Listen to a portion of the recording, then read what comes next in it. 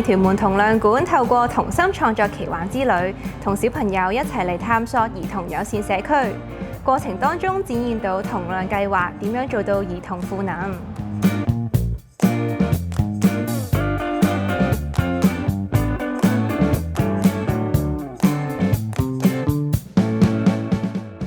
玩係小朋友同身邊環境聯繫嘅方式，透過自由探索同埋遊戲，小朋友可以放膽嘗試，表達自己嘅感受同埋喜惡。而每個小朋友都係獨特㗎，佢哋有唔同嘅性格、喜好同埋能力，所以俾佢哋用唔同嘅方式去表達自己就好重要啦。呢個係機械人嚟嘅。之後佢呢度啲小朋友咁樣入去就可以上到嚟呢度啦。呢4隻手佢就係做咩要咁？呢隻手做咩要咁多？係因為佢就可以照顧住好多個小朋友。要建立小朋友嘅信心同埋能力，最緊要嘅就係俾佢哋有機會主導參與，俾佢哋知道佢哋都有能力做得到。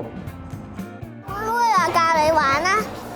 你跟住我啊，喺呢度，之後咧行，之後跳過嚟，之後再跳過嚟，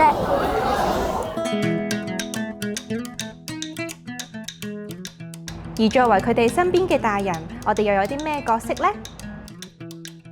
最大嘅體會係，我覺得要放手俾佢自己玩，因為有好多時候好似自己大人既定咗啊，要咁樣玩，咦，原來可以咁樣玩㗎喎，佢哋有咁多咁得意嘅 idea 咯，咁我就開始放手俾佢自己諗咯。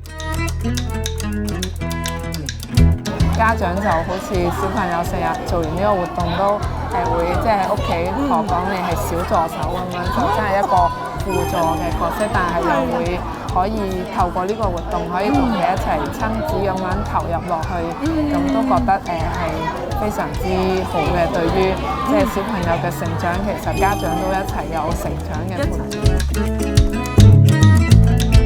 其實喺日常生活當中都有好多機會可以做到兒童賦能㗎。